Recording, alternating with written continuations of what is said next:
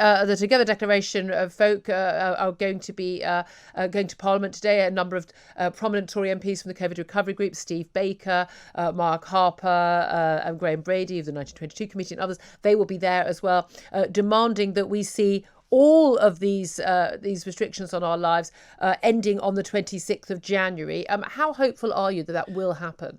Well, very hopeful, actually, because we had a campaign at the start of all this as part of the Together Declaration to call for the government to stop, not to allow vaccine passports. And we saw the rebellion on the Conservative benches against that. And that was, we believe, in part because of the support that we galvanized our supporters by getting them to email, to write, and to phone into their constituency offices to speak to their MPs. It's been a very organised campaign against vaccine passports. Yeah. And as you know, we had over 200,000 signatures that have been signed against vaccine passports. And today we will present that petition alongside 160,000 signatures against vaccine mandates as well, which is a huge problem, which will see potentially thousands and thousands of frontline NHS workers potentially lose their job in April if these mandates go through. So it's crucial that today's event will be a success. I hope it will be. We'll be handing letters to Sajid Javid and to Boris Johnson as well, calling for an end of all restrictions because they're disproportionate and they're not necessary. And the key thing about the Together campaign, and I'm a signatory to these campaigns as well, which and I have to declare that interest, because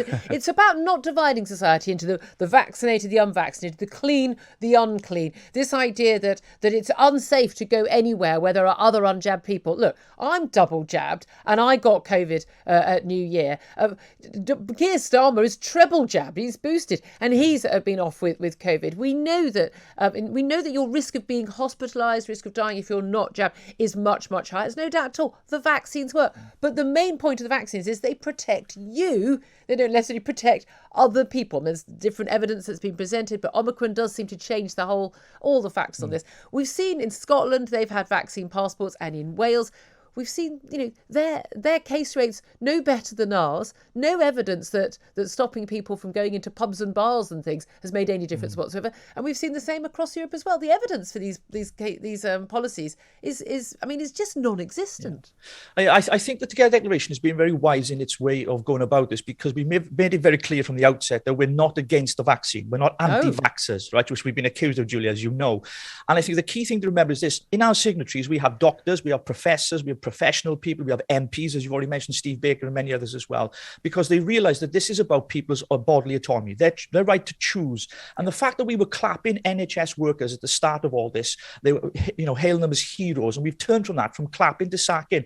There is something really wrong in society when we're able to do that. And dividing people, Julie, as you rightly say, is the wrong approach. We need to galvanise, get together, let's get through this together, and we need to end all restrictions on the 26th. They need to go. Of course, you're in Wales, a different kettle of fish. We're living under a different government, unfortunately, and Mark Drakeford is still, imposing vaccine passports and mask mandates. So we've got another battle to continue here in Wales. But at Westminster level, we're fighting it. Yeah, I mean, again, at least some of it's been rescinded in terms of the Six Nations. But it is fascinating, isn't it? When the pressure does mount enough, people think these are scientific decisions. They're not. They're political decisions. There's never any scientific basis for them. Again and again, Mark Drakeford, the First Minister of Wales, has been asked to produce the evidence for his mask mandate, for all these things. Never has. There is some talk that although the work from home guidance and the vaccine passports will be dropped on the 26th of January, we could still see mask mandates in supermarkets and on public transport continue. But again, there's no evidence for these. And we've seen this. The Department for Education in England, when it was asked to produce evidence for the mask mandate in for kids wearing them in school, their own evidence said there wasn't any evidence. I mean, they literally wrote virtually in black and white, well, this isn't actually any evidence. Their own evidence was against mask mandates.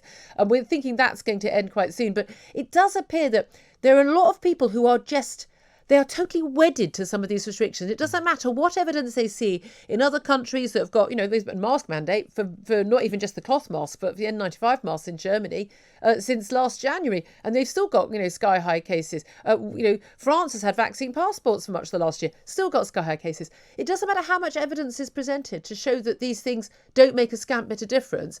People seem wedded to the idea. Why do you think they are? I think, Julia, you've pointed this out pretty much a lot here on Talk Radio, the home of common sense, and it really is, because, as you rightly pointed out, the evidence just isn't there. I do think, though, that there seems to be an indoctrination that's happened in society where people have been fed so much fear by mainstream media and propaganda from government to enforce these draconian measures. I think people feel afraid. genuinely feel afraid, and you see them, wearing their masks out in communities outdoors, when it's freezing cold and they're not near anybody. And I feel as if people have been indoctrinated, and I think it's going to take a long time for us to win back hearts and minds, to let people know, listen, you don't need to live like this. Let's get back to not a new normal, because I don't accept a new normal. We want our normal lives back. And we're going to, and that's part of the petition that we're handing to government today, and saying, look, we want to get back to normality, get rid of restrictions. The fight continues in Wales. Masks don't work. No to vaccine mandates, certainly because we don't want to see our NHS under more pressure than they're already under. We're talking about raising taxes to support the NHS here in April, of course. Well, let's make sure we don't sack the people that we're trying to pay in the first place. Indeed. And for me, the key thing is, you walk along the street, people sort of shy away from you. Maybe it's just me, but the idea that, I'm a human being, not a virus. Let's get back to seeing each other as fellow human beings instead of as vectors of disease.